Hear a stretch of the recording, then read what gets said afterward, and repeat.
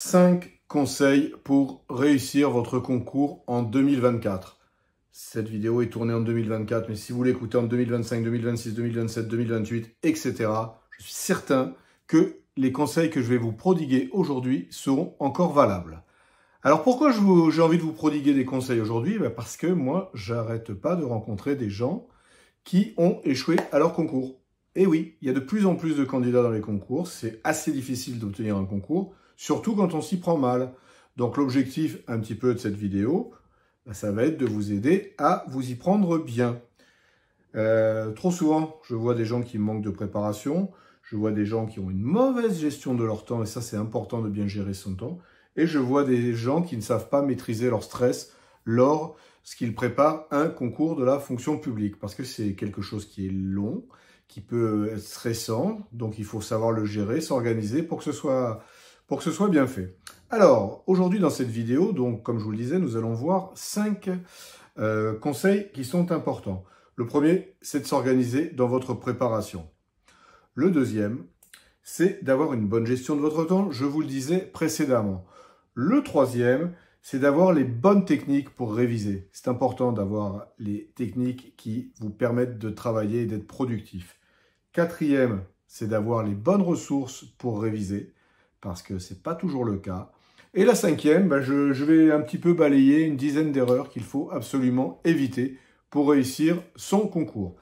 Donc si vous en êtes d'accord, on va démarrer par le premier point. C'est parti! Alors, premier point, on en a parlé, et il est nécessaire d'avoir une bonne organisation. Donc, ça, c'est important d'organiser ses plages de travail, ses plages de repos, ces plages de votre vie quotidienne, hein, si vous avez un boulot, si vous avez une famille dont il faut que vous vous occupiez, etc. Donc c'est important d'avoir une bonne organisation. Moi, ce que je vous conseille, c'est de partir de la date du concours et à rebours de revenir sur tout ce que vous allez avoir à faire à partir du jour d'aujourd'hui ou de demain. Ne nous mettons pas trop la pression. Ok? Donc vous partez du jour du concours, vous partez d'aujourd'hui et vous remontez dans le temps pour organiser tout ce que vous avez à faire, que ce soit pour les épreuves écrites, pour les épreuves orales, les connaissances à acquérir, la méthodologie à apprendre, peut-être des devoirs blancs à faire, des simulations d'oral, etc., etc. Il faut tout intégrer dans votre planning qui est certainement très rempli, hein, je n'en doute pas. Donc il va falloir s'organiser de manière efficace. Alors, vous pouvez prendre un tableau Excel, un logiciel de gestion de projet, ce que vous voulez. Moi, j'utilise le mind mapping parce que ça correspond à ma manière de penser, à mon cerveau. Moi, j'aime bien avoir des traits qui partent et puis à chaque fois de diviser chaque grosse tâche par une multitude de petites tâches. Ça peut être intéressant pour vous. Hein, c'est je dois acquérir la méthode de la note de synthèse. Et ben, je dois travailler l'introduction, je dois travailler le développement, la conclusion, comment rédiger, etc., etc. Vous mettez toute une série de points et ça va être votre manière de réviser. Donc ça, je vous conseille vraiment, vraiment de vous organiser parce que c'est essentiel pour réussir. Je regarde mes notes, je crois que je vous ai tout dit là-dessus. Bon, bien évidemment, on pourrait s'attarder beaucoup plus, mais dans cette vidéo que je veux assez courte quand même, mais très dynamique, ben voilà. Hein. Donc on s'organise, on part du jour du concours, on revient à aujourd'hui et on enchaîne toutes les matières, on n'oublie rien, on se met pas trop la pression, mais on essaye de travailler très très régulièrement et vous allez voir qu'en travaillant régulièrement, ça va vous permettre vraiment d'avoir un travail en profondeur. Au fur et à mesure de votre préparation, votre cerveau il va intégrer toute une série de notions et ça c'est super, donc vraiment ne vous en privez pas. On va maintenant passer au deuxième conseil. Alors, le deuxième conseil, c'est la gestion de votre temps lorsque vous travaillez, lorsque vous révisez, lorsque vous apprenez. Il faut être au maximum efficace. On n'a pas de temps aujourd'hui, on n'a pas beaucoup de temps dans notre vie, on a beaucoup de choses à faire. Le travail, la famille, les transports, le sport, enfin plein de choses. Donc, il faut vraiment, lorsqu'on s'y met, qu'on soit très, très efficace. Donc, on vire son smartphone de la pièce où on révise. Hein. Pas de tentation, pas de notification, rien du tout. On vire tout ce qui est, tout ce qui peut être, qui peut nous tenter, hein, qui peut nous distraire. On a essayé d'être focus pendant 25 minutes. C'est la méthode Pomodoro, dans le désordre, qui consiste à travailler pendant 25 minutes, à se reposer pendant 10, à redémarrer pendant 25 minutes, etc., etc. Bien évidemment, Moi, je trouve que c'est pas mal, mais pendant les 10 minutes de repos, ben, on va marcher, on va s'aérer, mais on va pas se jeter sur Instagram ou sur la dernière vidéo YouTube, même si c'est la mienne, vous patienterez un petit peu pour la regarder. Vraiment, quand vous êtes sur votre temps de révision d'apprentissage, vous devez être focus là-dessus. Donc vraiment, des plages de travail, des plages de repos. Si on peut enchaîner une deuxième plage de travail parce que l'emploi du temps le permet, c'est super. Je vous conseille, il y a peut-être des gens qui sont plus du matin, d'autres plus du soir. Travaillez sur le moment où vous êtes le plus fort, puis surtout le moment où vous avez la possibilité, mais vraiment soyez focus lorsque vous allez travailler. Je ne veux pas avoir de smartphone dans la salle, je veux rien du tout. Hein. C'est le bureau, l'ordinateur, le bouquin, enfin ce sur quoi vous bossez, uniquement ça. Hein. On évite au maximum les distractions parce que sinon on ne va pas y arriver. On est concentré, vous inquiétez pas, tout ce qui se passe sur Instagram, sur YouTube vous attendra, vous pouvez me croire. Passons maintenant au troisième point sur les techniques de révision. Et là, on va affiner un petit peu tout ce qu'on se dit depuis tout à l'heure. Alors, les techniques de révision, chez l'adulte, ce n'est pas forcément les mêmes que chez l'enfant. Donc, vous pouvez vous servir de ce que vous avez fait lorsque vous étiez à l'école, mais ce n'est pas forcément suffisant, je ne sais pas. Il faudra voir en fonction de vous, en fonction de l'âge que vous avez, en fonction de l'éloignement de vos études, c'est pas forcément toujours la même chose. Ce qu'il faut savoir, c'est que quand on avance dans l'âge, c'est beaucoup moins simple que quand on a 10 ans pour retenir les choses. Donc il faut peut-être travailler différemment, mais je vous rassure, on y arrive très bien.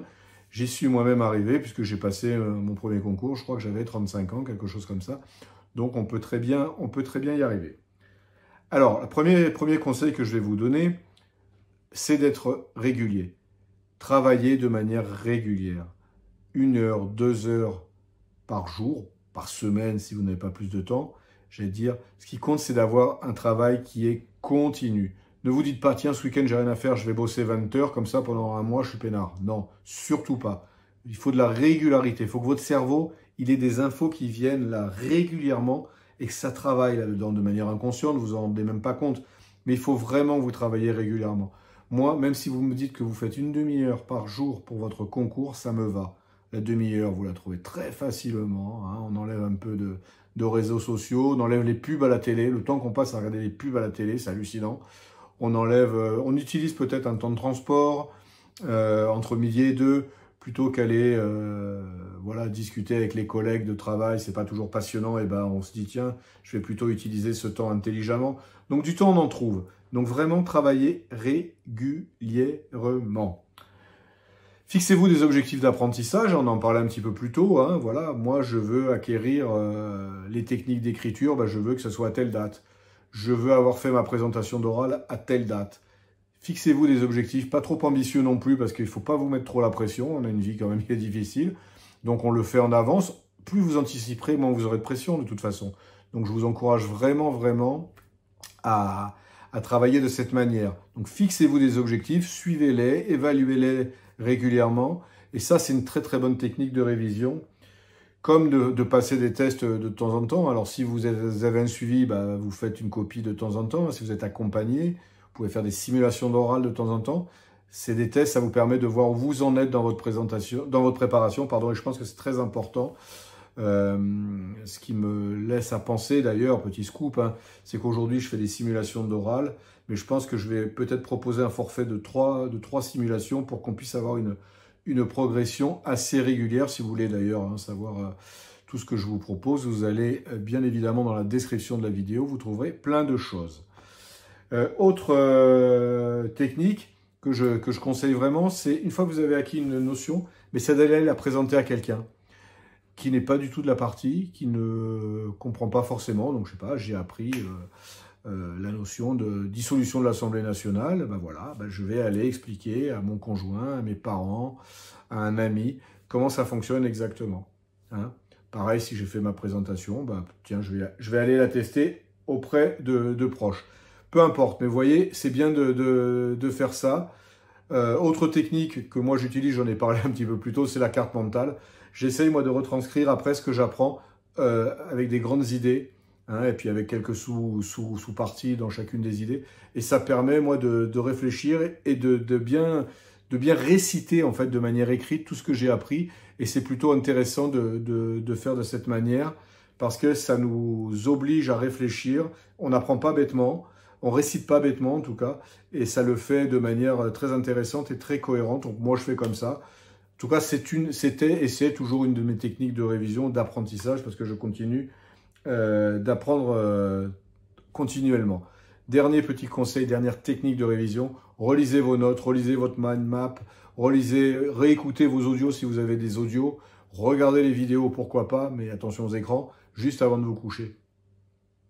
Votre cerveau, il travaille pendant la nuit. Je cite continuellement cet exemple qui est le mien perso. Quand j'étais petit, impossible de réciter, d'apprendre l'alphabet. Ça m'a bloqué, je ne sais pas pourquoi. Je pleurais le soir, enfin, c'était horrible. Et le lendemain matin, ben, je le savais par cœur. Parce que mon cerveau, pendant la nuit, il a bossé. Donc, vous voyez, c'est aussi une manière d'avancer, de progresser de manière naturelle. Utilisez bien votre cerveau, il est important. Voilà, on en a fini sur ce troisième conseil. On va pouvoir maintenant passer, après 3, c'est 4, au quatrième conseil. Le quatrième conseil consiste à choisir les bonnes ressources de révision. C'est important d'avoir les bonnes ressources. J'en ai parlé d'ailleurs dans un de mes articles de blog. Hein, si vous allez sur mon blog, vous le verrez. Parce qu'il y a énormément de ressources maintenant hein, sur Internet. Hein, on parle d'infobésité hein, d'ailleurs, tellement il y a d'informations.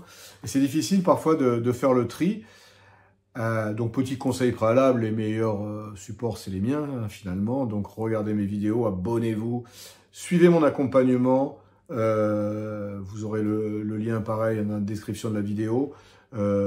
Suivez-moi en fait, voilà. Mais ne suivez pas que moi, parce que ça serait très très prétentieux quand même. Premier conseil sur les supports, c'est qu'ils soient à jour.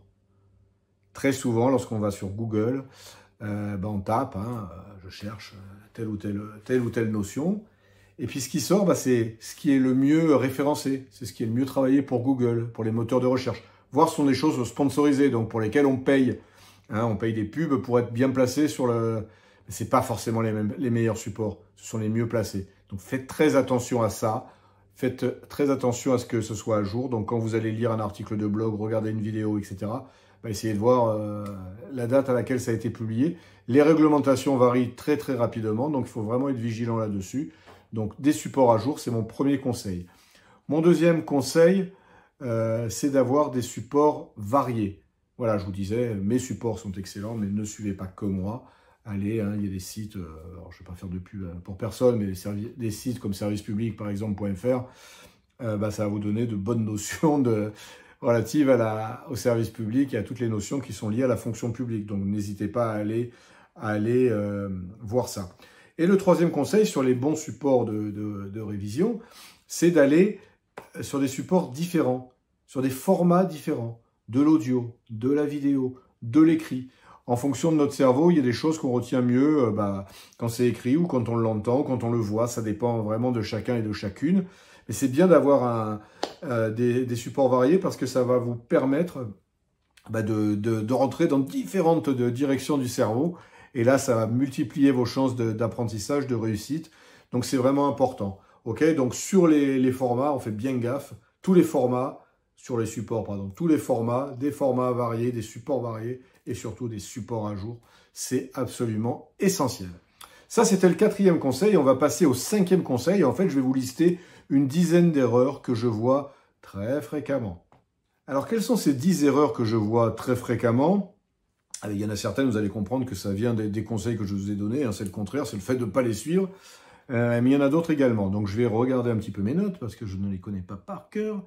La première, c'est de ne pas faire de planning de révision. On en a parlé. Hein, organisez-vous, c'est essentiel. Hein, vraiment, ne pas avoir de planning, c'est l'échec assuré. Ne pas être régulier, hein, c'est pareil. Vous savez pourquoi maintenant. Si vous n'avez pas compris, vous regardez le début de la vidéo et vous allez comprendre. Ne pas avoir les bonnes ressources de révision, pareil, vous avez compris. Ne pas avoir de méthode pour réviser de manière efficace, c'est également une erreur que je vois fréquemment. Partir trop vite dans sa préparation. Ah oui, là, je vois des gens hyper motivés au début qui se lancent corps et âme dans la préparation de leur concours et qui s'essoufflent rapidement et qui finissent par abandonner parce qu'ils sont épuisés.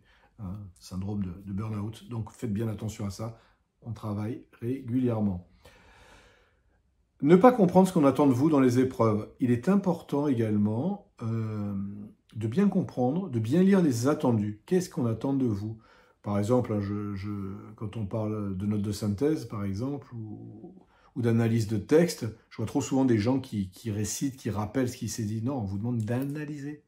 On vous demande d'expliquer. Donc ça, c'est important. Donc il faut bien lire la consigne. Ne pas s'entraîner en conditions réelles, c'est une erreur. Voilà. Si vous faites un écrit, une épreuve écrite, qui dure 4 heures, vous ne faites pas 1 heure par-ci, 1 heure par-là. Non, vous faites 4 heures d'affilée. Ce qui est difficile, c'est la gestion du temps dans ces épreuves. Donc vraiment, il faut le respecter. Si vous faites un oral, votre présentation, vous ne faites pas 30 secondes par-ci, 30 secondes par-là. Vous la faites d'un coup. Hein. Donc ça, en conditions réelles, bien évidemment. Attendre les résultats de l'écrit pour préparer l'oral. Oui, ça, je le vois souvent. Si, ah ben non, je ne vais pas préparer mon oral. J'ai pas encore les résultats de l'écrit. Puis quand ça tombe, c'est une semaine après, là c'est la panique. Et on appelle Stéphane Murassiol, au secours, il faut me faire une simulation rapidement, etc. Donc vous trouverez d'ailleurs dans les commentaires. Non, on anticipe. Au pire, vous aurez travaillé pour rien et au pire, vous aurez travaillé pour l'année prochaine. Donc vraiment, anticiper. Suivre les mauvais conseils. Il y a beaucoup de mauvais conseillers. Vous savez, les gens jaloux qui n'ont pas réussi le concours, mais eux, ils ont plein de conseils à vous donner. Donc ne les suivez pas, ne les écoutez pas. Écoutez les gens dont c'est le métier. Allez sur des sites sérieux. Hein, il y en a plein, des choses officielles. Mais ne suivez pas les mauvais conseils des uns et des autres. Évitez les forums de discussion, c'est une horreur. Et ne pas diversifier ses sources d'informations, c'en est une également. Donc vraiment, lisez un peu de tout. Lisez même des sites d'actualité. Regardez le journal télévisé, n'y passez pas trop de temps, mais c'est un peu anxiogène. Mais vous pouvez aussi vous en servir. Donc vous voyez, erreur de ne pas diversifier. Ok, on est d'accord sur ces 10 erreurs? Très bien. Donc plus qu'à conclure cette vidéo, pensez à vous abonner à la chaîne si ce n'est pas déjà fait, à liker la vidéo, ça serait super sympa. À visiter mon site également. Hein, vous verrez qu'il y a beaucoup de choses qui peuvent vous aider, des choses gratuites, des choses un peu payantes, hein, c'est un peu normal. Mais vous allez voir que vous avez vraiment beaucoup de ressources. Donc je récapitule mes 5 conseils. On s'organise dans sa préparation. On a une bonne gestion de son temps quand on travaille. On travaille. On a des bonnes techniques de révision. Hein, il y a des articles assez complets dans mon blog, d'ailleurs profitez-en. On a les bonnes ressources et on évite certaines erreurs qui sont fatales. Voilà, j'en ai terminé avec cette vidéo. J'espère que ça vous a intéressé. Levez le pouce si ça a été le cas. Partagez aussi. Hein, c'est pas parce que vous allez partager que vous allez rater votre concours. Bien au contraire, n'hésitez pas à le faire. Et en attendant, je vous dis à très bientôt.